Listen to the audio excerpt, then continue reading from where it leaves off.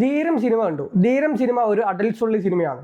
ഇതിൽ extreme content of violence ഉണ്ട്. അതുപോലെ തന്നെ ഇതിൽ കുട്ടികൾക്കെതിരെയുള്ള അബ്യൂസുകൾ, കുട്ടികൾക്കെതിരെയുള്ള വയലൻസുകളൊക്കെ വളരെ കൂടുതലായിട്ട് കാണിക്കുന്നുണ്ട്. അതുകൊണ്ടായിരിക്കാം ഈ സിനിമയ്ക്ക് എ സർട്ടിഫിക്കറ്റ് കിട്ടിയത്.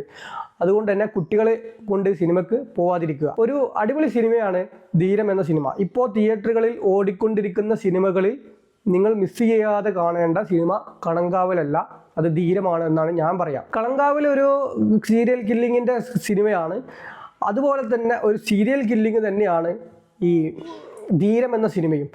പക്ഷേ ഇത് ഒന്നും കൂടെ കണങ്കാവലിനേക്കാൾ കൂടുതൽ സസ്പെൻസും കൂടുതൽ സ്ക്രിപ്റ്റ് വൈസ് വളരെ അടിപൊളിയായിട്ടുള്ള ഒരു സിനിമയാണ് ധീരം എന്ന സിനിമ. ധീരം സിനിമേൻ്റെ സ്ക്രിപ്റ്റ് അടിപൊളിയാണ്. സ്ക്രിപ്റ്റിൽ ഒരുപാട് അവർ മനക്കെട്ട് ചെയ്തിട്ടുള്ള ഒരു പടമാണ് ധീരം. പക്ഷേ ചില സമയങ്ങളിലൊക്കെ ചില റിവീൽസുകളൊക്കെ ഉണ്ട്, ചില ഫ്ലാഷ് ബാക്കുകളൊക്കെ. ആ സമയത്തൊക്കെ ആദ്യം കാണിച്ച സീന് വീണ്ടും അതുപോലെ തന്നെ കാണിക്കുക, അതുപോലെ തന്നെ ഡയലോഗൊക്കെ വെച്ചിട്ട് സ്പീഡാക്കിയിട്ടൊന്നും ഇല്ലെങ്കിലും ആ ഡയലോഗുകളൊക്കെ കാണിച്ചുകൊണ്ട് ആ സമയത്ത് അതൊന്നും ആവശ്യമില്ലാത്ത കുറേ സാധനങ്ങൾ, അതായത് സിനിമയിൽ അത് ചില സീനുകൾ ഒഴിവാക്കാമായിരുന്ന കുറേ സീനുകൾ ഇതിൽ ഒഴിവാക്കാതെ വെച്ചിട്ടുണ്ട്. അതായത് ഓഡിയൻസിന് അത് അണ്ടർസ്റ്റാൻഡാണ് എന്താണ് ഏതാണെന്നൊക്കെ. പക്ഷേ വീണ്ടും ഒരു ഫോഴ്സ്ഫുള്ളി ആ സീനുകളൊക്കെ കാണിക്കേണ്ട ആവശ്യം ഉണ്ടായിരുന്നില്ല. അങ്ങനത്തെ കുറച്ച് സീനുകൾ ഈ സിനിമയിലുണ്ട്, അതൊക്കെ ഒഴിവാക്കാമായിരുന്നു. അതുപോലെ തന്നെ ഈ കുട്ടിക്കെതിരെയുള്ള വയലൻസ് കളൊക്കെ എനിക്ക് തോന്നുന്നു അത്തരത്തിൽ സീനുകൾ കാണിക്കാതെ തന്നെ നമുക്ക് അത് ഓക്കെ ആയിരുന്നു, നമുക്ക് ഉൾക്കൊള്ളാൻ പറ്റിയിരുന്ന സമയത്താണ് ഇതിൽ വളരെ എക്സ്ട്രീമായിട്ടുള്ള പല റാഗിങ് സീനുകളൊക്കെ കാണിക്കുന്നത്.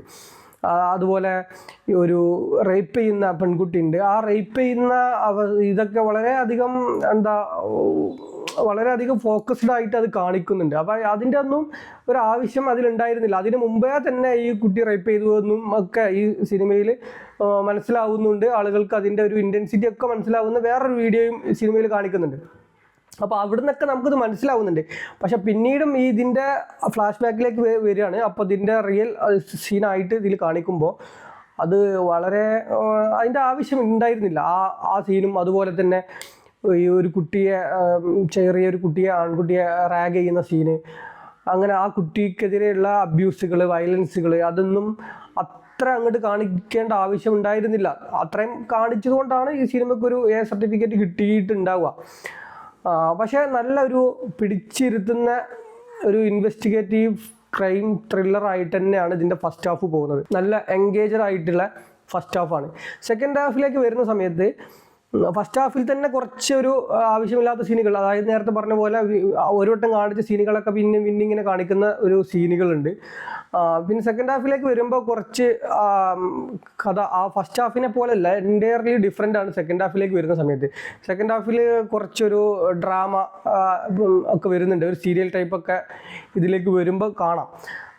പിന്നെ കുറച്ച് കരച്ചിലുണ്ട്, അതായത് ഈ ഓഡിയൻസിനെ കുറച്ച് ഇമോഷണലാക്കുന്ന, സെൻറ്റിമെൻ്റലാക്കുന്ന കുറേ സീനുകളുണ്ട്. പക്ഷെ അതൊക്കെ ആവശ്യം തന്നെയാണ്. ഒരു അമ്മ മകൻ തമ്മിലുള്ള ബന്ധത്തിൽ ആ ബന്ധം വഷളാവുന്നതും ഇതിനെക്കുറിച്ചൊക്കെയുള്ള ഒരു സീനുകളുണ്ട്. എന്തുകൊണ്ടാണ് നമ്മൾ പാരൻറ്റിങ്ങിനെ കുറിച്ചുള്ള ഒരു വലിയ ഒരു സബ്ജക്റ്റ് തന്നെയാണ് അവിടെ പിന്നീട് കടന്നു പോകുന്നത്. അങ്ങനെ പക്ഷെ അത് ചിലപ്പം ഒരു mystery thriller, crime thriller cinema മാത്രം ഉദ്ദേശിച്ച് വരുന്ന ആളാണെങ്കിൽ ചിലപ്പോൾ ആ ഭാഗം ചിലപ്പോൾ ഒന്ന് നിരാശപ്പെടുത്തും, ആവശ്യമില്ല എന്നൊക്കെ തോന്നും. പക്ഷെ അതും ആവശ്യമാണ് എന്നാണ് എനിക്ക്, അങ്ങനെയുള്ള കാര്യങ്ങളും കൂടി സിനിമകളിൽ പറയുന്നത് നല്ലതാണെന്നാണ് എൻ്റെ ഒരു അഭിപ്രായം. അങ്ങനെയാണ് ഈ ഒരു സിനിമയുടെ മൊത്തം പോക്ക്. അവസാനത്തേക്ക് ചിലപ്പം നമുക്ക് കൂടുതൽ ലാഗിങ് തോന്നിക്കാൻ സാധ്യതയുണ്ട്. പക്ഷേ അവസാനത്തേക്ക് വരുമ്പോൾ നമ്മളിങ്ങനെ ഓരോ ആളുകളെ പ്രതീക്ഷിക്കും. ആദ്യം ഒരാളെ പ്രതീക്ഷിക്കും, പിന്നെ വേറൊരാളാണെന്ന് വിചാരിക്കും ഈ കില്ലർ.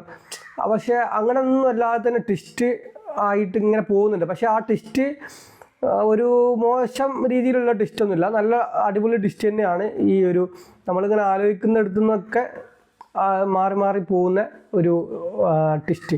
പിന്നെ എടുത്തു പറയേണ്ട ഒരു കാര്യം എന്ന് പറഞ്ഞാൽ ഇന്ദ്രജിത്തിൻ്റെ അടിപൊളി ആക്ടിങ് ആണ്. ഈ സിനിമയിൽ നിന്നല്ല, ഇന്ദ്രജിത്ത് അല്ലെങ്കിലും അടിപൊളി ആക്ടർ തന്നെയാണ്. പക്ഷേ ഈ സിനിമയിൽ ഇന്ദ്രജിത്തിൻ്റെ അടുത്ത കാലത്ത് വന്നിട്ടുള്ള സിനിമകളിൽ നോക്കുകയാണെങ്കിൽ ഒരു ഗംഭീര പെർഫോമൻസ് ഉള്ള സിനിമയാണ് ഈ ധീരം എന്നുള്ള സിനിമ. പൃഥ്വിരാജിനേക്കാൾ അടിപൊളിയായിട്ട് എന്താ ജ്യേഷ്ഠൻ അനിയൻ കമ്പാരിസൺ പറഞ്ഞതെന്നേ ഉള്ളൂ. പൃഥ്വിരാജിനേക്കാൾ അടിപൊളിയായിട്ട് പെർഫോം ചെയ്യുന്ന ഒരു നടൻ തന്നെയാണ് ഇന്ദ്രജിത്തിൻ്റെ അടിപൊളി പെർഫോമൻസ് ആണ് ഈ ഒരു സിനിമയിലുള്ളത്. ഇന്ദ്രജിത്ത് പോലീസാണ്, കുറ്റാന്വേഷണം നടത്തുകയാണ്. അപ്പോൾ ഓരോ ക്രൈം സീനിലും എങ്ങനെയൊക്കെ ആയിരിക്കും സീൻ എന്നുള്ളത് നമ്മൾ മുമ്പൊക്കെ ഇങ്ങനെ പല സിനിമകളിലും നമ്മൾ കണ്ടിട്ടുണ്ടാവുക, പറഞ്ഞുകൊണ്ടുള്ള ഡയലോഗിലൂടെ ആയിരിക്കും. അങ്ങനെയാണെങ്കിൽ ഇങ്ങനെ ആയിരിക്കില്ല, എങ്ങനെയാണെങ്കിൽ അങ്ങനെ ആയിരിക്കില്ല എന്നുള്ളതൊക്കെ. പക്ഷേ ഈ സിനിമയിൽ അങ്ങനെയല്ല. ആ റിയൽ ക്രൈം സീൻ നടക്കുന്ന സമയത്ത് പൃഥ്വിരാജ് അവിടെ ഇന്ദ്രജിത്ത് അവിടെ നിന്നിട്ടുള്ള ഒരു വിഷ്വലൈസേഷനാണ് ഈ ഒരു സിനിമയിൽ വന്നിട്ടുണ്ട്. അതൊരു പ്രത്യേക രസമായിട്ട് തോന്നുന്നുണ്ട്. അങ്ങനെ കുറേ പ്രത്യേകതകളൊക്കെ ഉണ്ട്. പക്ഷേ ആകെ മൊത്തം നോക്കുന്ന സമയത്ത് അടിപൊളി സിനിമ തന്നെയാണ്. ചെറിയ ഒരു ലാഗിങ്ങും ആവശ്യമില്ലാത്ത കുറച്ച് സീനുകളൊക്കെ ഒഴിവാക്കാമായിരുന്നു, റിപ്പീറ്റ് ചെയ്യുന്ന സീനുകളൊക്കെ ഒഴിവാക്കാമായിരുന്നു. അതുപോലെ തന്നെ എക്സ്ട്രീം വയലൻസുകളുടെ സീനുകളൊക്കെ കുറച്ച് കുറക്കാമായിരുന്നു. അല്ലാതെ തന്നെ ആളുകളുടെ മനസ്സിലേക്ക് ഈ ഒരു വയലൻസും അതിൻ്റെ ഒരു തീവ്രത എത്തുന്നുണ്ട്.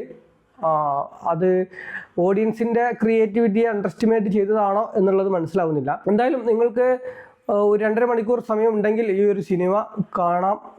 അടിപൊളി ഒരു എക്സ്പീരിയൻസ് തന്നെയാണ്, നല്ലൊരു സിനിമ തന്നെയാണ്. കോഴിക്കോട് ബേസ് ചെയ്തിട്ടാണ് ഈ ഒരു സിനിമ നടക്കുന്നത്.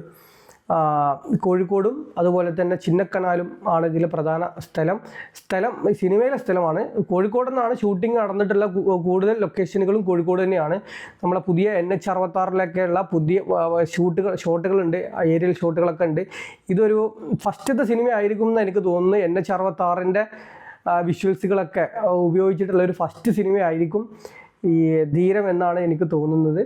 അപ്പോൾ സമയമുണ്ടെങ്കിൽ ഈ സിനിമ പോയി കാണുക.